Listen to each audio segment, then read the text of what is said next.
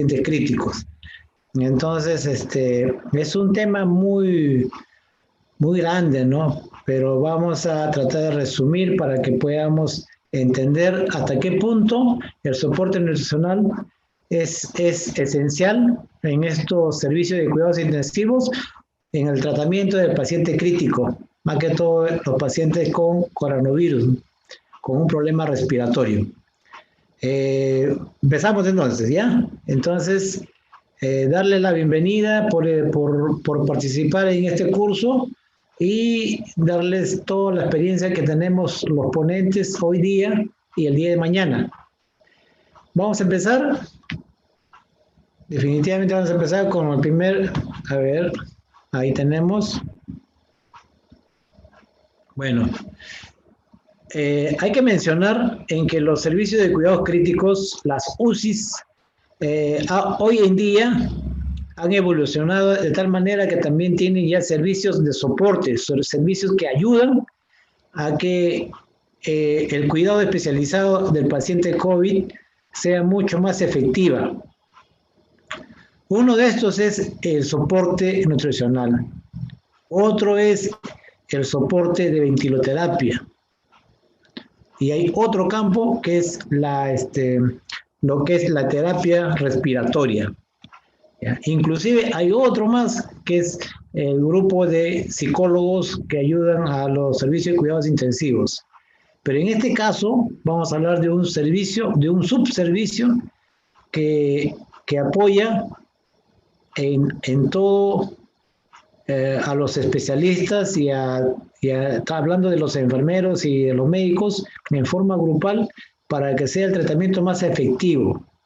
Estamos hablando de la nutrición de estos pacientes que están críticos. Las unidades de soporte metabólico y nutricional están conformadas por grupos multidisciplinarios, ¿no? Tenemos ese grupo conformado por médicos, por enfermeros, por químicos farmacéuticos y nutricionistas. Este grupo de personas que conforman el equipo de nutrición, de soporte nutricional en un servicio crítico, tienen la misión de brindar terapia nutricional especializada, de alta calidad y eficiencia a todo tipo de pacientes en el hospital o fuera de este. Cada integrante del equipo de soporte nutricional debe cumplir requisitos y funciones individuales específicos dentro del equipo. En el campo de la enfermería se puede considerar como la subespecialidad. Eso es lo que les he dicho al inicio de este curso. Entonces, vamos a ver cuál es el rol de enfermería y cuáles son sus funciones. Vamos a ver que sus funciones asistenciales son valoración diaria del estado nutricional de los pacientes que está a su cargo. Bien. Los cuidados del acceso enterales y vasculares. El registro diario de la ingesta de nutrientes provenientes de todas las fuentes. Colocación de acceso nasoenterales. Control y balance de líquidos administrativos y eliminados. Que decir balance hídrico, ¿no? Control y evaluación de los exámenes de laboratorio. Evaluación de los órganos principales. Vigilancia del proceso de administración de dietas enterales y parenterales. Tolerancia de la terapia nutricional. Vigilancia del cuidado diario de enfermería. Vigilar interacciones nutriente o medicamento nutriente. Vigilancia y prevención de infecciones en terapia nutricional, desarrollando un registro continuo. Con respecto a la función de docencia, participa activamente en cursos de educación continua relacionados con terapia nutricional. Incrementan su experiencia, habilidad y destrezas que se reflejan en la práctica diaria de terapia nutricional a través de programas de entrenamiento y actualización permanente. Dentro de la investigación, participa como miembro activo en comités de investigación relacionados con el soporte nutricional. Después tenemos las funciones administrativas. Participa en la gestión administrativa del equipo interdisciplinario de terapia nutricional en colaboración con otros profesionales de la salud. Participa como miembro del servicio y el equipo que coordina la provisión de los elementos y productos utilizados en la terapia nutricional. Estamos hablando de la asesoría, de la gestión o la gerencia, ese trabajo en particular. Trabajo en equipo, trabajo en equipo. Cualquier enfermero puede ser profesional especializado de terapia nutricional. ¿Cuál sería el perfil de la enfermería? El profesional de enfermería en terapia nutricional debe tener el siguiente perfil. Debe tener el título de enfermero, entrenamiento en el área de terapia nutricional que incluya atención al paciente, ¿no? Atención al paciente, ¿ya?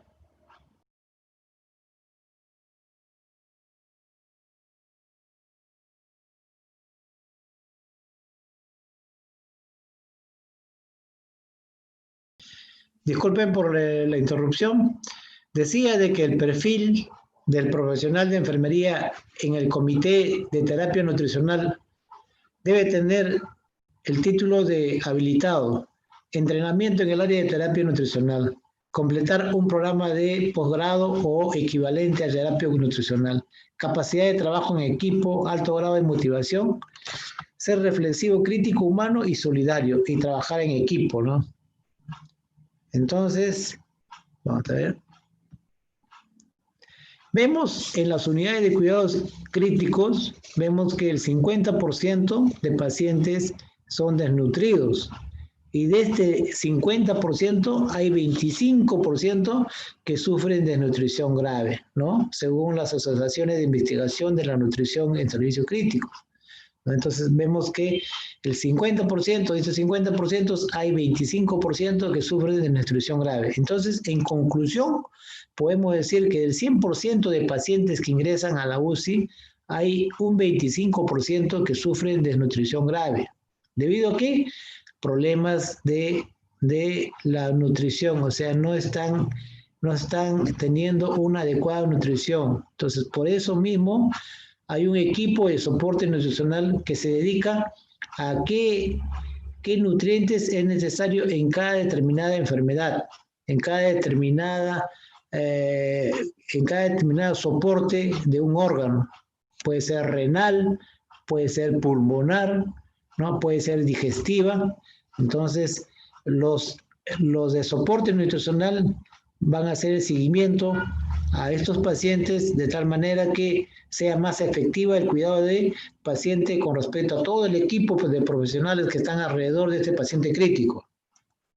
Entonces, la desnutrición va a llegar a la mortalidad, ¿no? A la mortalidad si es que no es atendido adecuadamente, debido a la estancia hospitalaria que van a tener en demasiado si no está manejado este tema de la desnutrición en pacientes críticos. El costo va a ser alto, va a haber complicaciones, ¿no? Entonces, hay varios temas que involucran al tema principal, que es la desnutrición del paciente crítico. En la UCI encontramos patologías diversas, respuestas metabólicas diferentes, fármacos nutricionales que están indicados para diferentes pacientes, ¿no? Entonces, debe haber un soporte nutricional para estos pacientes que se encuentran en cuidados intensivos. ¿Tienen vías de administración? Sí, tienen un ingreso como una sonda nasogástrica, ¿no? Que puede ser alimentado porque estos pacientes no se van a poder alimentar solo. Van a ser pacientes dependientes de las personas que están alrededor. En este caso, de los enfermeros, de las enfermeras, del equipo de enfermería que se encuentra las 24 horas con ese paciente. ¿Qué es la malnutrición? La malnutrición. Hay una definición que nos puede definir claramente este tema.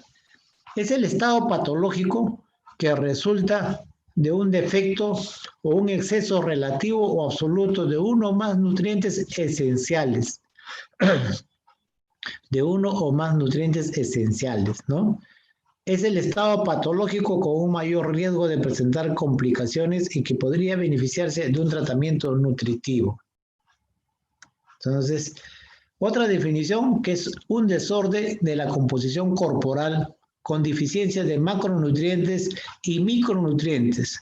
Ocurre cuando la ingesta nutricional es menor que la requerida y resulta una disfunción de órganos, anormalidades en la química sanguínea, la masa corporal disminuida y las evoluciones clínicas subóptimas. Entonces, las causas de la malnutrición, ¿no?, son iatrogénicas. ¿Están relacionadas de acuerdo al peso y la talla? Sí, están relacionadas al peso y a la talla. Una persona tiene que tener una talla adecuada y un peso que tenga relación con la talla. Falta de seguimiento de peso, fluidoterapia prolongada, falta de seguimiento de la ingesta, inadecuado cálculo de necesidades, ayunos por test diagnósticos, inadecuada nutrición enteral o parenteral.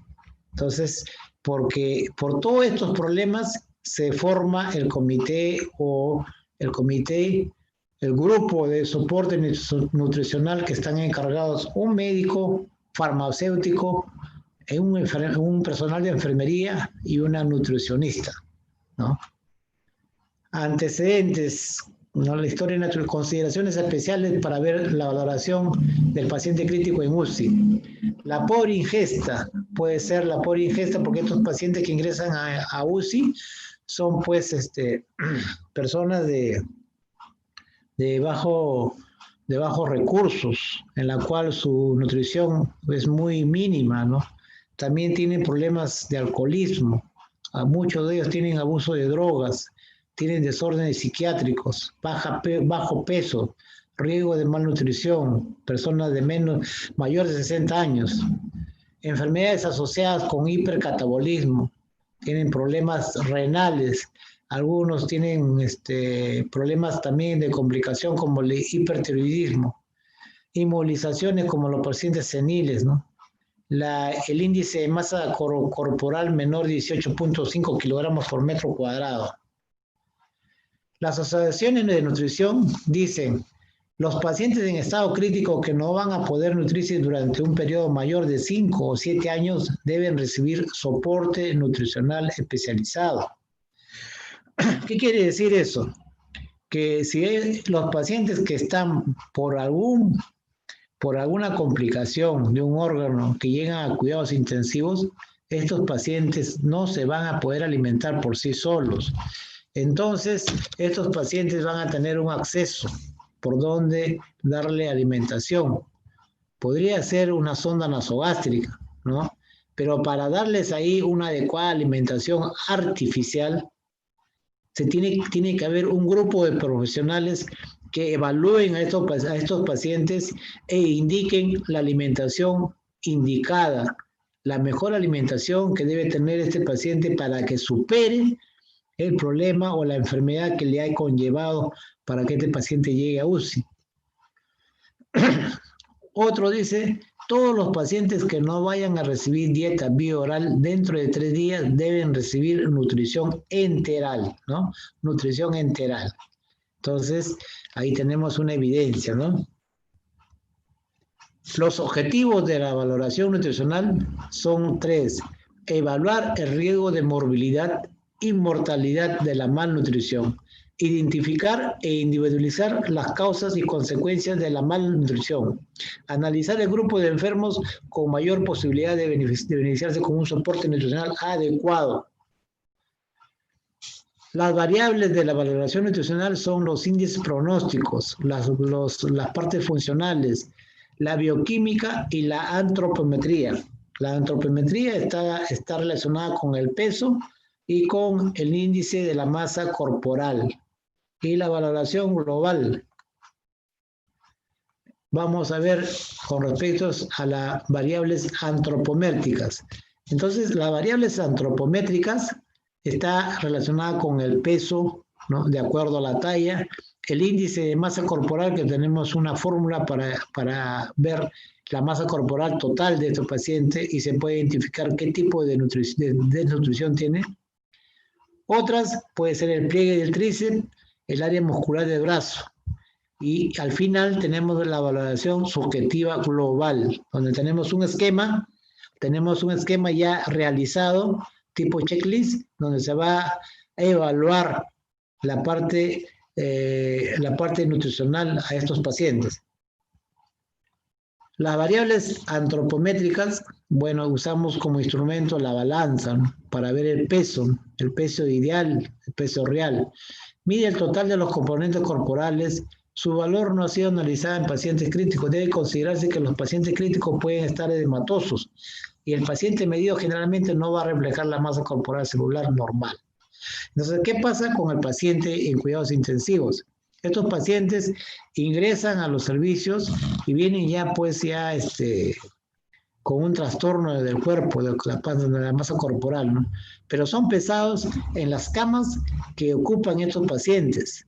Estos pacientes van a llegar a tener una cama especializada que hace que se tenga un peso, o tenga una máquina de peso incorporada a la cama, de tal manera que ese peso vamos a tener en cuenta para poder tener cálculos que se pueda hacer para manejar la nutrición. El valor nutricional según el índice de masa corporal evalúa la relación entre el peso y la talla. Índices menores a 15 kilogramos por metro cuadrado. Se asocia a aumento de mortalidad en pacientes quirúrgicos. ¿Cuál es la fórmula de este tema que es índice de masa corporal? Es peso en kilogramos por talla en metros al cuadrado. Entonces, esa relación, esa fórmula que nos va a dar el índice de masa corporal de cualquier individuo. Si sale el resultado menor de 18.5 kilogramos por metro cuadrado, vamos a decir que es de bajo peso. Si sale entre 18,5 a 24,9, su peso sería normal. De 25 a 29,9, su peso es sobrepeso u obesidad grado 1.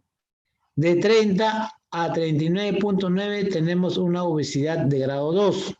Y cuando es mayor de 40 el índice de masa corporal, vamos a ver una obesidad severa o grado 3. La otra forma de ver la valoración nutricional es haciendo el pliegue del tríceps y área muscular del brazo, medidas de la grasa subcutánea y masa muscular. Escasa utilidad en la valoración nutricional del paciente crítico, ¿no? Pero sí, esto lo hace más en niños, ¿no? Pero en adultos, en pacientes críticos, casi nada o nada. ¿Cómo realizo la evaluación nutricional de un paciente crítico? ¿No? Entonces, a través de la valoración global subjetiva que evalúa cambio de peso, ingesta alimentaria, síntomas gastrointestinales, capacidad funcional.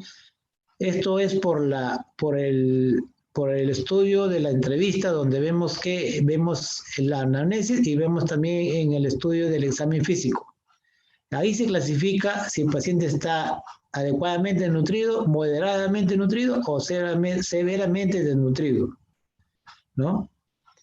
Entonces, aquí tenemos la hoja de checklist o la hoja donde nos va a ayudar para que se realice la valoración subjetiva global, ¿no? Tiene que haber una pequeña historia, los datos del paciente, algunos datos que vamos a tener en cuenta con la entrevista que vamos a tener, ¿no? Y con los datos que podamos conseguir en la historia clínica, ¿no? Entonces, y con el examen y con la calificación que le vamos a dar con esta hoja de valoración subjetiva global. Entonces, dentro de ahí también vemos variables químicas que están relacionadas con la creatinina, ¿no? Hay fórmulas que nos van a dar algunas variables bioquímicas que están relacionadas con la nutrición del paciente. La excreción de la urea, el balance nitrogenado, que es ya mucho más específico para poder llegar al entendimiento de si las proteínas están adecuadamente en sus valores normales. Cuando la disminución corporal de proteínas está entre 80% es leve, pero si está entre 60 y 80 es moderada. Si es menor de 60% ya sería severa, pero con respecto a las proteínas. Otras variables bioquímicas tenemos la albúmina, la prealbúmina, la proteína ligada al ritonol, la transferrina, la sometomedina y otras proteínas como y también el colesterol está relacionado, ¿no? Entonces son componentes bioquímicos que nos van a ayudar también a ver la nutrición desde el punto de vista de laboratorio, ¿no? Si la albúmina está entre 2.8 y 3.4, la desnutrición va a ser leve, pero si se encuentra entre 2.1 y 2.7, la desnutrición va a ser moderada. Y la desnutrición severa cuando es menor de 2.1 en la albúmina, que tenemos el resultado de la albúmina en laboratorio, ¿no? Entonces, la prealbúmina. No hay estudios sobre valoración nutricional en pacientes críticos que validen el uso de diferentes parámetros. Solamente tenemos estas recomendaciones. Entonces vemos aquí, ¿no?, que la valoración de la malnutrición al ingreso está relacionada con la pérdida de peso, el índice de masa corporal, el colesterol sérico y la valoración subjetiva global, ¿no? La renutrición con la prealbúmina, el balance nitrogenado y la sometomedina. La respuesta metabólica, excreción de la urea y las proteínas de fase aguda. El seguimiento nutricional se hace con los resultados de la albúmina o la prealbúmina y el pronóstico con el balance nitrogenado y con la albúmina. Son recomendaciones que realiza para tener una mejor objetividad sobre la valoración nutricional relacionada a los componentes del laboratorio. Entonces, objetivos de este soporte nutricional. Brindar soporte nutricional consistente con la condición clínica del paciente, el estatus nutricional y ruta disponible para la administración de nutrientes. Prevenir o tratar las deficiencias del macro y micronutrientes. Proporcionar dosis de nutrientes compatibles con el metabolismo existente. Evitar complicaciones relacionadas a la técnica de administración de nutrientes. Mejorar la evolución de los pacientes. Son objetivos del soporte nutricional. Aquí tenemos la fase 1, la fase 2 y la fase 3, por donde vamos a tener los requerimientos. Primero se calculan las necesidades, después se distribuyen las proteínas, carbohidratos y lípidos, que son los componentes básicos de la nutrición.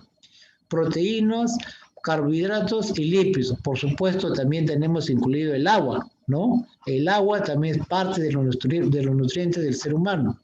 Proteínas, carbohidratos y lípidos, ¿no? Y los micronutrientes.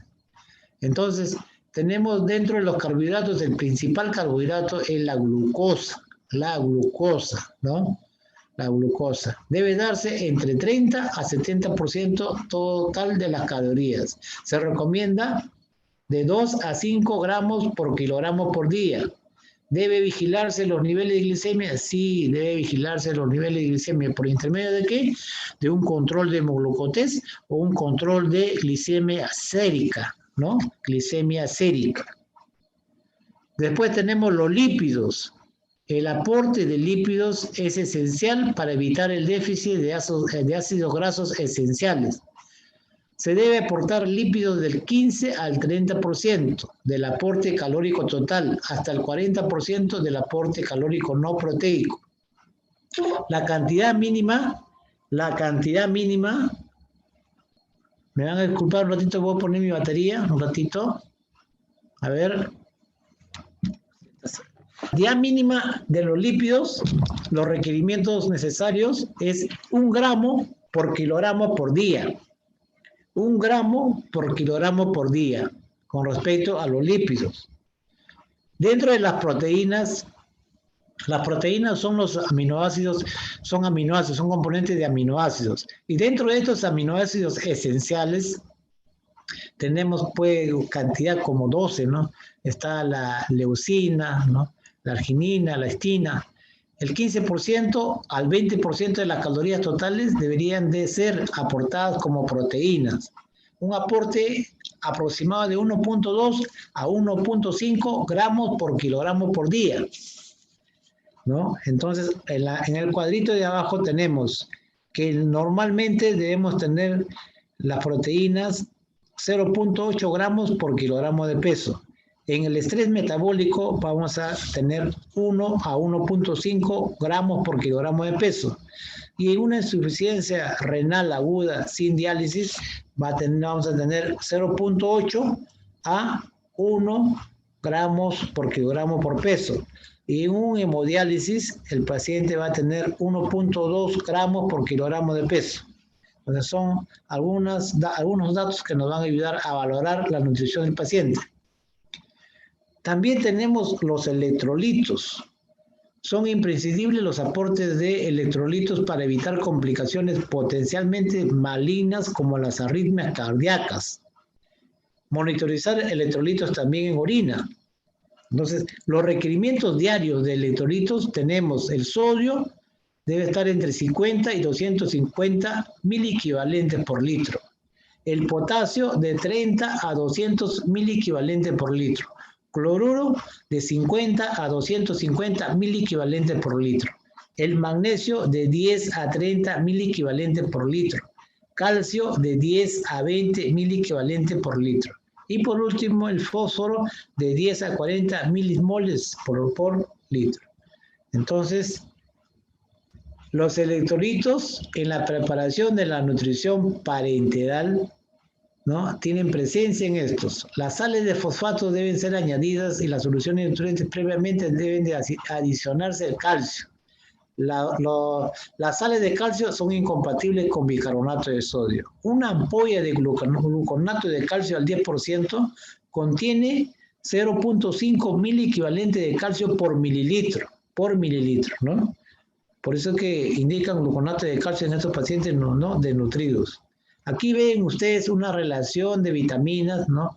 Vitaminas esenciales, ¿no?, que deben estar dentro de los nutrientes, ¿no?, de acuerdo a la evaluación que va a hacer el Comité de Soporte Nutricional, ¿no? A todo ese equipo profesionales estudian al paciente y realizan los componentes, cómo va a estar contenido ese nutriente para que este paciente salga de ese problema de la desnutrición, ¿no? Aquí vemos pues la vitamina A, D, E, K, vitamina 1 que es la tiamina, la vitamina 2 que es la riboflavina, la vitamina 3, ¿no?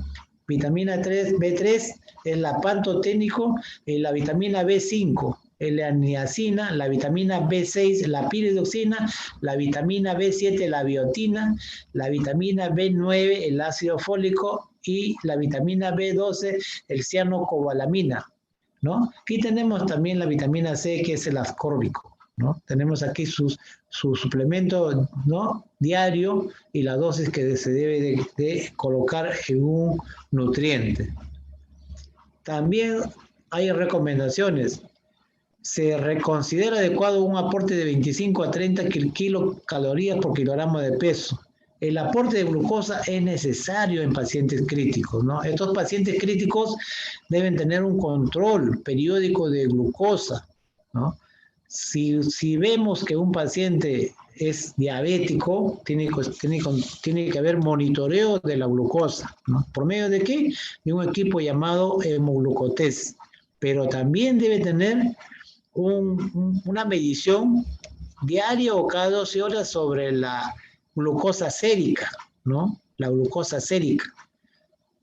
Entonces, el aporte energético debe ser mixta en hidratos de carbono con grasa. El aporte de grasa no debe excederse en la cantidad de 1.5 gramos por kilogramo por día, ¿no? Entonces, y el aporte de proteínas es necesario en todos los pacientes críticos. La cantidad de aporte proteico debería encontrarse entre 1 a 1.5 gramos por kilogramo día. Los electrolitos es indispensable, ¿no? Y los requerimientos de micronutrientes. ¿Cuándo se debe indicar la terapia nutricional?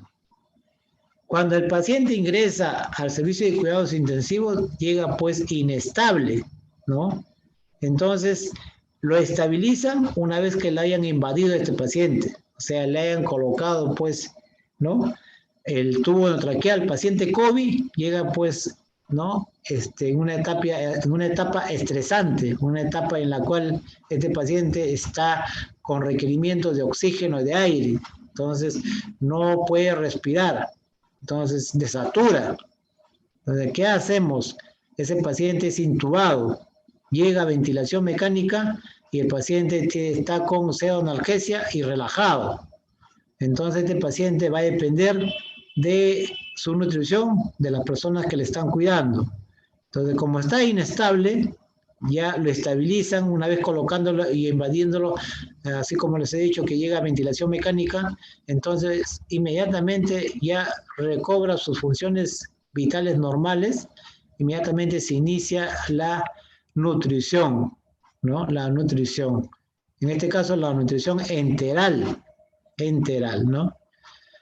Entonces, este paciente va a tener una nutrición enteral con poco volumen, puede ser 500 centímetros cúbicos, ¿no? En 24 horas y poco a poco aumentando el volumen de tal manera que llega a un volumen de 2000 en 24 horas.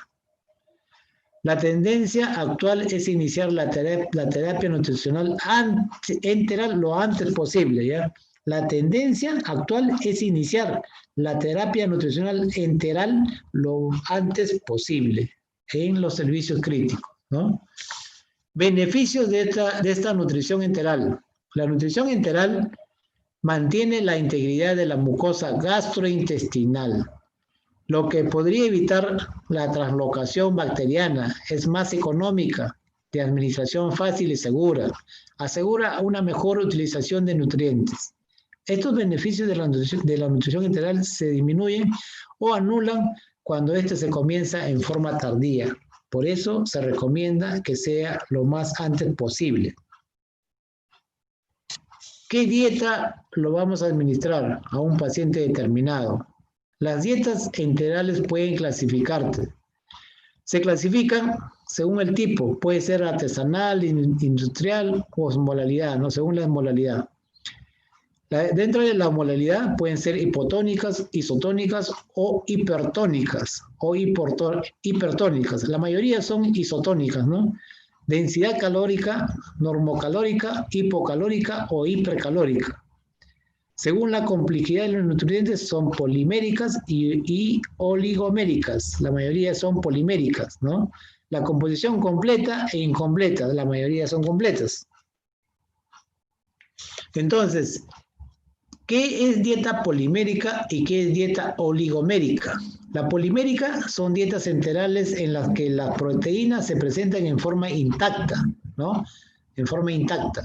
Está indicada en pacientes con función digestiva y absortiva íntegras. Y las oligoméricas o semi-elementales son compuestos por nutrientes predirigidos, principalmente con las proteínas parcialmente hidrolizadas.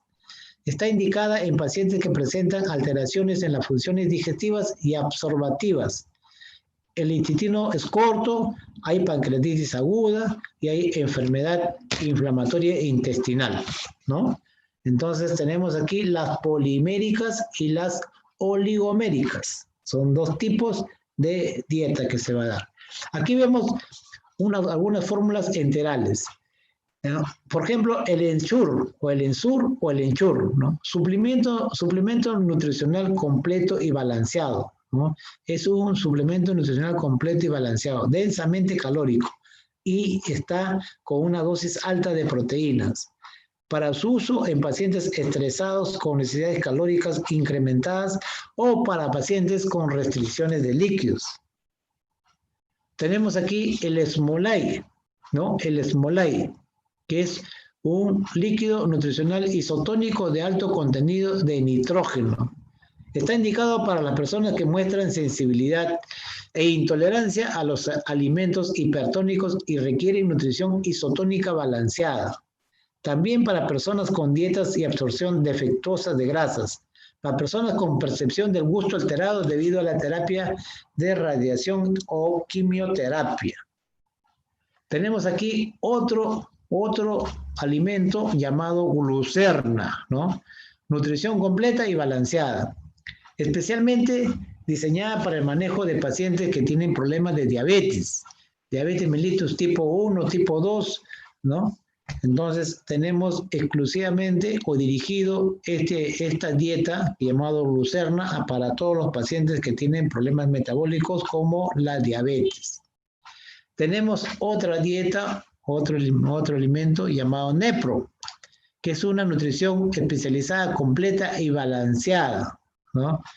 Es una fórmula líquida diseñada especialmente para suplir las necesidades nutricionales de las personas que están en diálisis.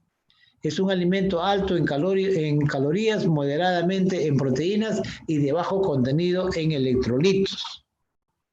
Tenemos otro como la Suplena, que es una nutrición líquida especial para pacientes con insuficiencia renal no sometidos a diálisis, ¿no? No sometidos a diálisis. Lo anterior era, ¿no? La anterior era el Nepro, ¿no? Estos son los que son sometidos a diálisis. Y esto es una fórmula indicada para los pacientes que tienen insuficiencia renal pero no están sometidos a diálisis. Tenemos otra fórmula llamada Pulmocar. Es una fórmula enteral alta en grasas, baja en carbohidratos, diseñada para reducir la producción de dióxido de carbono de tal suerte que minimiza la retención del CO2, que resulta de la enfermedad pulmonar obstructiva crónica o de otro problema que tiene falla respiratoria. Entonces, hemos visto algunos alimentos artificiales que van dirigidos a diferentes órganos, ¿no? Entonces, ¿cómo se administra? Se puede administrar en forma intermitente, se puede administrar en bolo, ¿no? Que debe ser lo ideal, en continua o en bolos. En bolos se puede administrar si es volumen bajo, ¿no? O también puede ser continua, dependiendo de cómo valora el comité o el grupo de soporte nutricional, se va a realizar si la administración puede ser continua o en bolos, ¿ya? Pero en cuidados intensivos, la mayoría de las dietas estamos dándoles por bombas de alimentación, o sea, se llama continua, ¿no? Continua. ¿Qué complicaciones puede surgir en la terapia nutricional enteral? Puede producir náuseas y vómitos, puede producir diarrea, broncoaspiración, ¿no? Problemas metabólicos, etcétera, ¿no? Entonces, la terapia nutricional parenteral consiste en la administración de nutrientes por vía intravenoso cuando el tracto gastrointestinal no puede ser utilizado o es insuficiente, ¿no? Entonces, como primera intención, la terapia nutricional debe ser enteral. Posteriormente, una vez evaluado al paciente y que no puede ingresar el alimento por la vía enteral, entonces van a utilizar la terapia artificial nutricional parenteral, ¿no? Parenteral. Los tipos de nutrición parenteral tenemos la periférica y la central. La periférica no usamos en cuidados intensivos, ¿no? Usamos la central, ¿ya? La nutrición parenteral central. Es administrada a través de venas de gran calibre. Tiene que haber un catéter venoso central exclusivamente para esta nutrición, ¿no? Para la nutrición parenteral. Y este acceso puede ser en la vena subclavia, en la yugular interna, en la femoral o en la vena cava superior. ¿Qué permite? Permite la administración de nutrientes sin restricción de osmolaridad. Es llamada también nutrición parenteral o NPT, porque la totalidad de los nutrientes pueden ser aportadas por esta ruta.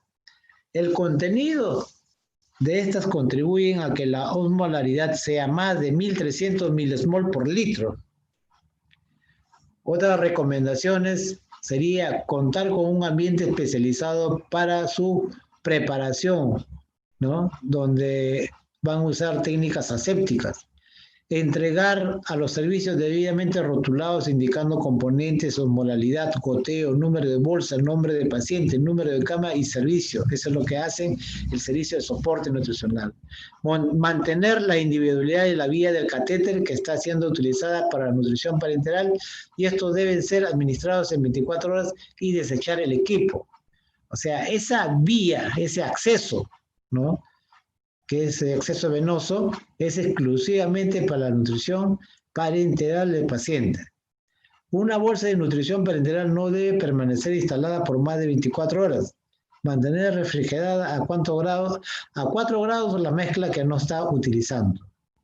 Retirar la bolsa de NPT mínimo 2 horas antes de su infusión. no reinstale una bolsa de nutrición parenteral que haya sido descontinuada o retirada, ¿no? Entonces vemos aquí recomendaciones que nos dan, ¿no? Utilice destroza al 10% cuando sea necesario interrumpir la administración de la nutrición parenteral. No utilice la vía del catéter de nutrición parenteral para la administración simultánea de otros medicamentos. Tampoco no hay que realizar la medición de la PVC por esa vía, ¿ya?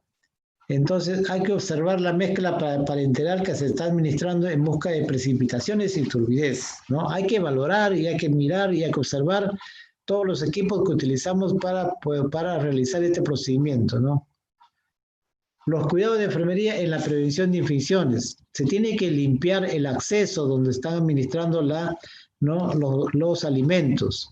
Se tiene que limpiar, por ejemplo, se tiene que tener en cuenta que la sonda nasogástrica tiene que estar adecuada, ¿no? Tiene que estar bien puesta, tiene que estar limpia, ¿no? Tiene que tener todos esos cuidados. Así también se tiene que tener los cuidados en el catéter venoso central, que es exclusivo para la nutrición parenteral. Ese catéter tiene que ser bien cuidado, bien limpiado, bien teniendo todos las normas de seguridad de un catéter que debe ser adecuadamente limpio y estéril, ¿no? Entonces, vemos las complicaciones de la nutrición parenteral relacionadas con el catéter. Puede haber neumotoras, puede haber lesión arterial, oclusión del acceso venoso o salida accidental del catéter venoso. Las complicaciones pueden ser sépticas y metabólicas. Dentro de las metabólicas tenemos la hiperglicemia, la hipoglicemia, la hipovolemia, deficiencia de ácidos grasos esenciales y la hipercapnia. Entonces, el profesional enfermero en terapia nutricional debe contar con una sólida preparación especializada en las diferentes áreas, tanto en la asistencial, la investigación, la docencia, ¿no? La nutrición integral debe iniciarse lo más antes posible. Dentro de las conclusiones estamos que la nutrición integral debe realizarse lo más antes posible. La realización de la valoración global subjetiva a nuestros pacientes. El profesional de enfermería de terapia nutricional es responsable de los cuidados de los accesos enterales y parenterales, así como la prevención de complicaciones. Entonces, hemos visto cómo o cuál es el perfil y cuál es la función de enfermería en esto de la conformación del soporte nutricional, la integración que tiene enfermería con todos los profesionales que de alguna u otra manera ponen su aporte profesional para que este nutriente llegue adecuadamente a los pacientes críticos y puedan tener un soporte en esto que es la nutrición para que puedan equilibrar los procesos de enfermedad que tienen estos pacientes. De esta manera, la enfermería cumple un rol muy importante porque pertenece a este equipo de soporte nutricional. Muy bien, entonces creo que hemos llegado a la parte donde se ha realizado una exposición así resumida de todo lo que es enfermería en soporte nutricional. Quiero dejar en claro que es un grupo de personas, ¿no?, que integran este equipo de soporte nutricional de tal manera que se involucra con los cuidados o con el esfuerzo de poder contribuir que el paciente crítico, ¿no?, que el paciente crítico salga del problema que le aqueja y que ha llegado a cuidados intensivos por ese problema, ¿no?, por ese problema determinado en un órgano. Puede ser un problema respiratorio, como son los pacientes que tienen problemas de COVID-19 o otros problemas que la aquejan, ¿no? Entonces, esto es la exposición que hemos tenido con respecto a enfermería en soporte nutricional. Bueno, entonces, a ver, señorita Kelly, hemos llegado ya a la parte final. Vayamos a algunas preguntas. Sí, muchas gracias, Magíster Carlos. Tenemos una consulta. Yanina Iris Chuquillanqui. Buenos días. ¿Qué tipo de dieta se inicia en un paciente crítico con COVID si muchas veces estos pacientes, dentro de sus signos y síntomas, es la diarrea? Claro. Entonces, la dieta indicada de inicio es la isotónica, pero a volumen bajo, ¿no? Siempre se inicia a volumen bajo con estos pacientes críticos. Cuando estos pacientes son críticos, le decimos porque cuando llegan a las unidades, llegan inestables, ¿no? Pero ya le decimos, cuando ya tienen su estabilidad hemodinámica, por decir, ese paciente llega hipertenso o hipotenso, puede llegar también con una frecuencia respiratoria alta, ¿no? Con esto podemos decir que tiene una polimnia, ¿no? Debido a que no tiene necesidad de aire y de oxígeno, entonces este paciente está inestable. Pero una vez que lo intuban, le ponen un tubo en la boca, ¿no? Para que pueda llegar a las vías respiratorias y entonces le conectan a una máquina llamado ventilador mecánico. Entonces ese paciente prácticamente estamos resolviendo el problema respiratorio nada más, ¿no? Ponemos una máquina y este paciente va a hacer de que se estabilice en la cuestión de respiratoria, pero previo administración de medicamentos que hacen que este paciente esté relajado. Eso se llama pseudoanalgesia. Entonces este paciente ya no va a tener ya la polimnia, ya no va a estar hipertenso, pero si estuviese hipertenso o estuviese hipotenso, ¿no? Entonces se va a iniciar también medicamentos que van a estabilizar la presión arterial. Entonces cuando decimos estable, quiere decir que el paciente está con los valores normales de sus funciones vitales. Cuando yo digo estable no quiere decir que está bien, sino que está estable en sus funciones vitales, pero el paciente sigue siendo crítico. Entonces dicen, ¿no? Mientras que el paciente no esté estable, no se le puede dar la dieta. Pero una vez que le han puesto todo ya, todos los medicamentos, el paciente está estable, recién se inicia la dieta. ¿Qué dieta? Una dieta isotónica, ¿no? Entonces, esa dieta se va a iniciar a un volumen bajo, por decir 500 centímetros cúbicos. Pero esa dieta no lo vamos a pasar en bolo. Bolo quiere decir pasarle una cantidad en una jeringa grande de 50 centímetros, ¿no? Donde van a poner ahí la leche y lo van a pasar a gravedad por la sonda nasogástrica. No, le vamos a pasar con un equipo llamado equipo o bomba de alimentación, con un equipo especialmente para colocar en esa bomba y pasarle por una cantidad mínima en la cual pueda tolerar su sistema digestivo y pueda rescatar todos los nutrientes que se le va a dar, ¿no? Entonces, ahí tenemos la función de todo el equipo que es llamado soporte nutricional. Pero en realidad, el soporte nutricional va a ser para formar el alimento adecuado de este paciente. Pero quién va a colocar o quién va a manejar esa bomba de alimentación es enfermería. Porque ¿quién está atendiendo al paciente? El enfermero o la enfermera. En cambio, el equipo que forma este alimento, ¿no? Ya sea por enteral o por parenteral, el equipo que forma es un grupo de profesionales. ¿Quiénes están incluidos ahí? Está incluido el médico, la enfermera, el nutricionista y el farmacéutico, ¿no? Es un equipo que conforman para que puedan analizar y puedan indicar un mejor nutriente para este paciente. Previo estudio, ¿no es cierto? Esa sería la respuesta, amiga Kelly.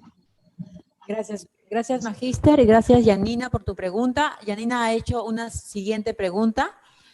¿A partir de cuánto osmolaridad se considera para iniciar una dieta por CVC y cuánto de osmolaridad por vía periférica? Bueno, el dato de la osmolaridad va a variar, ¿no? Va a variar, entonces va a depender bastante de la patología del paciente. Como le digo, hay diferentes fórmulas de poder sacar la osmolaridad de un paciente. Y lo vuelvo a recalcar, existen profesionales que van a calcular, ¿no? Van a calcular la osmolaridad de los pacientes. Ahora, va a depender, pues, qué problema tienen. Por ejemplo, todos los pacientes COVID tienen problemas respiratorios, ¿no es cierto? Tienen problemas respiratorios. Y la dieta, según la osmolaridad, va a ser la dieta que le van a indicar. Por ejemplo, tenemos Pulmocar, ¿no? Pulmocar, que va a ser diferente en la osmolaridad de si uno tuviese un problema renal, ¿no? Entonces, otros tienen un problema, de repente le han operado, pero necesita nutrientes, porque está operado, no es que no le van a dar alimentos, sí le van a dar alimentos, pero ese alimento va a requerir un estudio. Entonces, hay fórmulas para calcular la osmolalidad, pero la fórmula va a estar indicada de acuerdo a la patología que tiene, ¿no? De acuerdo a la patología. O sea, no hay un nutriente que es para todos, ¿no? No hay. O sea, un nutriente tiene que ser adecuadamente para una patología, de tal manera que no afecte, ¿no? Los requerimientos que debe tener. Por ejemplo, hay pacientes que deben tener mayor cantidad de sodio, hay pacientes que deben tener menor cantidad de sodio, ¿no? Hay pacientes que deben tener bajos minerales, hay pacientes que deben tener, no debe haber muchos carbohidratos, etcétera, etcétera, así, ¿no? Entonces, eso se encarga este equipo multidisciplinario, ¿no? Para que realice esa gestión. Antes solamente lo hacía el nutricionista, pero el nutricionista no llegaba pues a todo el campo para hacer un determinado alimento adecuado para un paciente crítico. ¿Me dejo entender? Entonces va a ser de acuerdo a la patología, de acuerdo a la patología. ¿Bien? ¿Seguimos con otras preguntas? Sí, gracias, Yanina. Tenemos otra consulta de Yanina. Vamos a ver. Una consulta más. La nutrición, el Smofka-Viven, ¿por dónde se infunde? ¿Por CBC o por vía periférica? ¿El qué? Está en el botón Smofka-Viven. Osmolaides. Osmolaides. El osmolaides. Está en el botón preguntas y respuestas. Ya. A ver. ¿Dónde está? A ver. ¿En el chat? Botón de preguntas y respuestas. A ver. ¿Dónde está? No veo. Así, Smokavim, ¿por dónde se llama? No he escuchado ese alimento, no. Bueno, no le podría decir, ¿no? Pero sí, miren, hay alimentos que se van a administrar por sonda nasogástrica, hay alimentos que se van a administrar directamente por una sonda ya gastrointestinal, hay alimentos que se van a administrar por una sonda nasoyunal y hay alimentos que se van a administrar por vía endovenosa. La primera elección, pues, es la sonda nasogástrica, por vía enteral. La nutrición enteral, la nutrición parenteral, digo, ya son alimentos más sofisticados y con más investigación, con más cálculos más específicos, ¿no? Exclusivamente para estos pacientes, porque no toleran la dieta enteral, que debe ser lo ideal, ¿no? La dieta enteral, pero esta dieta que es NPT, son dietas artificiales que no tienen nombre. Por ejemplo, es lo que está ahí, lo que está colocado la colega que ha colocado, la persona que ha colocado ese nombre, me parece que es un nombre comercial, ¿no? No es un nombre comercial que, bueno, no he escuchado y no lo conozco, ¿no? Los nombres del NPT vienen así nada más, como NPT. Nutrición parenteral puede ser 2 en 1, puede ser 3 en 1, de acuerdo a la cantidad de nutrientes que pueda estar, ¿no? Lípidos, proteínas lípidos, proteínas y carbohidratos, ¿no? Que son los únicos, ¿no? Por eso dicen 3 en 1. Su nombre es NPT, 3 en 1, si están los 3, ¿no? O sea, carbohidratos, lípidos y carbohidratos, lípidos y proteínas, ¿no? Entonces, cuando es 2 nada más, le dicen, ¿no? 2 en 1. Pero no tiene nombre. O sea, no tiene nombre como podríamos decir, Tiasmolai, ¿no? Nepro, Glucerna. No tiene nombre, ¿no? El nombre es NPT 2 en 1 o 3 en 1. Así es. Okay. Muchas gracias, Yanina, por tus consultas. Lisette Trujillo, ¿podría explicar qué indicadores bioquímicos debemos monitorear en el paciente COVID? allá, monitoreos bioquímicos. Ya, dentro de eso vamos a ver pues los pacientes. En realidad el monitoreo tiene que ser global, ¿no? Tenemos ahí la urea, ¿no? La creatinina, también tenemos el monitoreo de los electrolitos, ¿no? Los electrolitos, tenemos el monitoreo de la ferritina, ¿no? Y tenemos el perfil, de ahí sacan perfil hepático, ¿no? Perfil hepático, y también tenemos las proteínas a perfil proteico, ¿ya? Entonces todo eso hace que monitoree no el médico intensivista. Yo quiero dejar en claro esto, ¿no?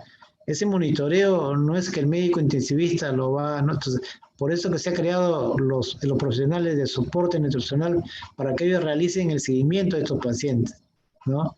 De tal manera que se vea de que el nutriente que le están dando, según este monitoreo de laboratorio, ¿no? Si está llegando adecuadamente al organismo del paciente, si está tolerando, ¿no?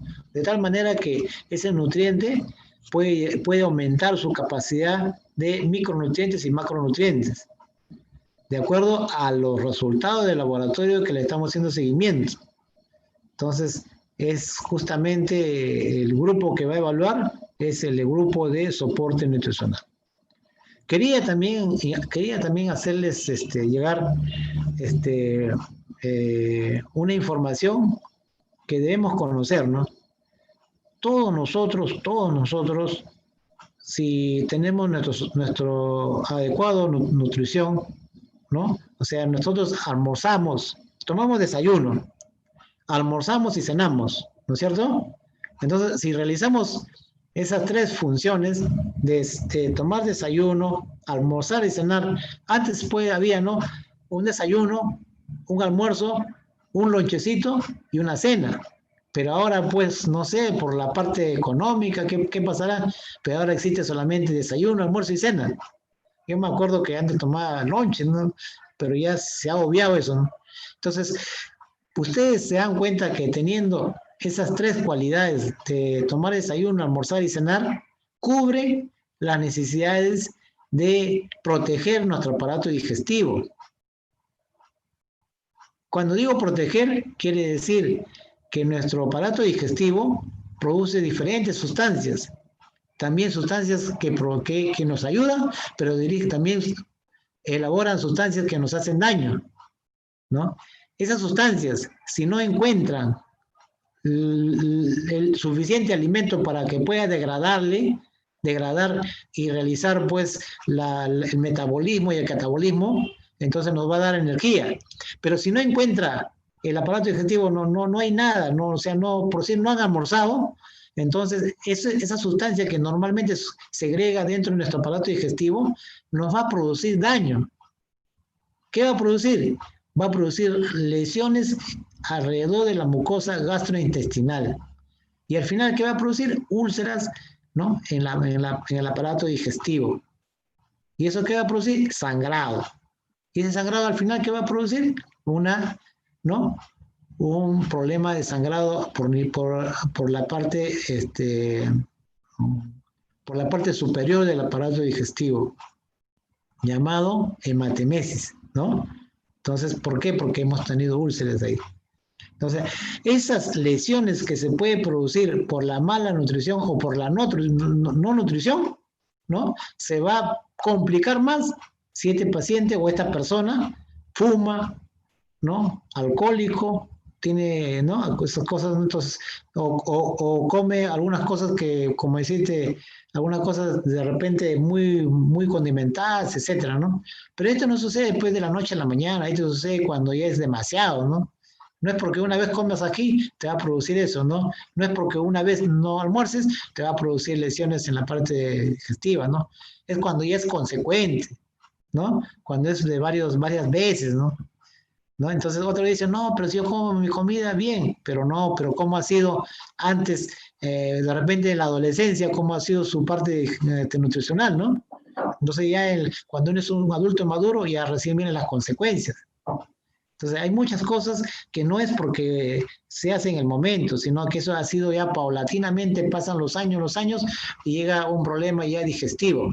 Entonces, por eso es que estos pacientes no llegan, pues, su aparato digestivo sanos. ¿Qué problema habrá tenido en toda su vida? ¿No? Cada uno de nosotros nos podemos valorar a ver cómo ha sido la nutrición cuando éramos adolescentes, o éramos infantes, o éramos lactantes, no sabemos, ¿no? No sabemos. Entonces, de alguna u otra manera, nuestro aparato digestivo puede ser que ya esté lesionado, ¿no? No creo que muchas personas puedan tener su aparato digestivo limpio, no. Ya debe haber alguna lesión, ¿no? Entonces, eso se va a complicar cuando ya uno llega pues a tener otras cuestiones de la mala alimentación que uno pueda tener. Muy bien, entonces esa es una información que quería que sepa.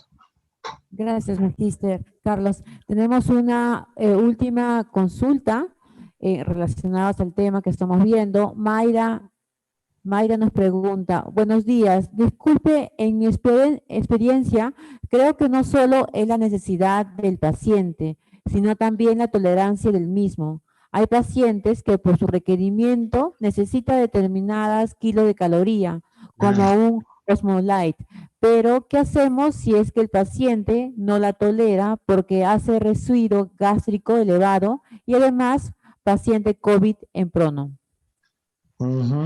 Claro, es cierto lo que dicen, ¿no? Miren, en realidad, pues el problema de la diarrea no quiere decir que no se le va a dar también los alimentos, ¿no? Se maneja la diarrea e inmediatamente se continúa la alimentación, ¿no?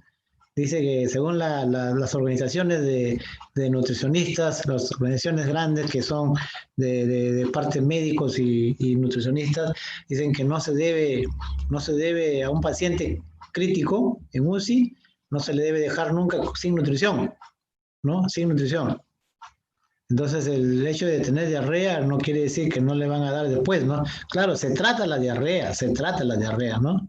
De repente se deja unas horas, no sé, pero no está dentro de las indicaciones de que ese paciente va a tener 24 horas o 2 días sin nutrición, ¿no? Se trata la diarrea, inmediatamente se inicia de nuevo la dieta, pero a bajo volumen. Siempre se inicia a bajo volumen. Ahora, inclusive los pacientes COVID tienen que tener, todos los pacientes COVID en UCI son valorados por el grupo de soporte nutricional, ¿ya? Ahora ya la parte de la evaluación médica nomás es ya es muy simple, ¿no? En cambio, lo más estudiado y lo más profundo es que cuando es evaluado por todo el equipo de soporte nutricional a estos pacientes con COVID, ¿no? Porque dentro de esto nos van a dar, pues, necesariamente cuál es el alimento ideal artificial que va a tener estos pacientes COVID. Bien. Otra cosa quería decirles también, que en estos pacientes que tienen problemas, ¿no?, digestivos, así, se ha visto en todos los pacientes, ¿no?, en COVID, siempre va a haber un protector gástrico, siempre, ¿no? O sea, si ustedes ven el RP, o sea, dentro de las indicaciones médicas, siempre va a haber un medicamento que esté relacionado con el soporte, con la protección gástrica, ¿no? Con la protección gástrica. ¿Como qué medicamentos? Por ejemplo, el que es más conocido y que ahorita es más indicado es el omeprazol, ¿no? El omeprazol, una dosis cada 24 horas. Antes, el medicamento de elección que era para proteger el aparato digestivo en estos pacientes hospitalizados, la ranitidina, ¿no?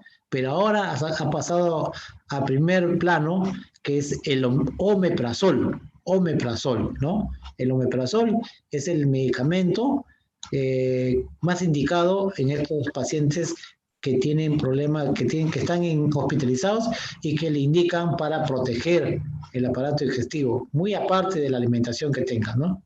Bueno, eso Sí, sería... Magíster Carlos, en relación a la pregunta de Mayra, lo anterior, Mayra nos ha vuelto a decir, no estamos hablando de diarrea, sino de residuo gástrico por Ah, ya, encima de 400 o 500, a pesar de que se hace reposo gástrico prolongado y si se inicia la dieta de forma trófica. claro. O sea, el residuo gástrico, cuando es mayor de 500, cuando es mayor de 500, no de 400, sino cuando es mayor de 500. Antes era mayor de 300, ¿no? Ahora cuando es mayor de 500. Aún así tenga residuo gástrico, ¿no? Se deja ya, como le dicen, reposo gástrico en un momento dado, pero para eso, ya este paciente, ¿no? Si es que va a estar así, no va a tolerar la dieta enteral, ¿no? Entonces ya el médico va a manejar otra estrategia, ¿no?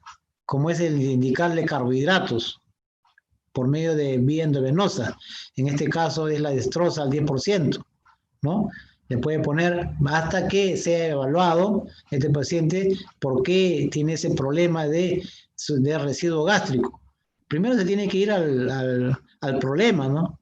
¿Por qué tiene ese residuo gástrico? ¿No? Pero eso no quiere decir que el paciente va a estar sin dieta, ¿no? O sea, la dieta o la alimentación que va a tener, como le vuelvo a decir, en primera intención es la enteral, ¿no? Y después, si es que no tolera por ahí, se ve la alimentación por vía endovenosa. Dentro de eso, en vía endovenosa, está la NPT, la nutrición parenteral. Y dentro de la nutrición parenteral está también como principal los carbohidratos. Y dentro de los carbohidratos está pues la destroza al 5%, el 10%. Pero no es solamente los carbohidratos, tiene que ser también las proteínas, tiene que haber lípidos. Entonces de ahí se inicia el NPT, pero previa evaluación por el equipo de soporte nutricional. O sea, el paciente no se va a quedar sin alimento, ¿no? Hasta que se vea lo que está ocasionando ese residuo gástrico, hasta que se examine, se vea, ¿no? ¿Por qué está así? Se tiene que continuar otras estrategias de alimentación en el paciente crítico. Bueno. Muchas gracias, Magíster. Muchas gracias, Mayra, por tus preguntas.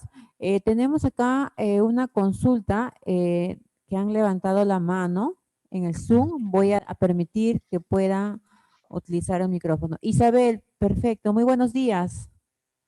Puedes activar tu micrófono y hacer tu consulta. Buenas, Isabel.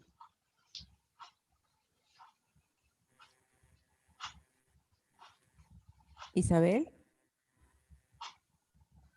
Bueno, al parecer... tiene problemas con su audio. Exacto, vamos a bajar la mano. ¿Ya? Listo. Entonces, Magíster, podemos, si ya concluyó con el primer tema, podemos ir con el siguiente Ya, tema. entonces voy a ver. A ver,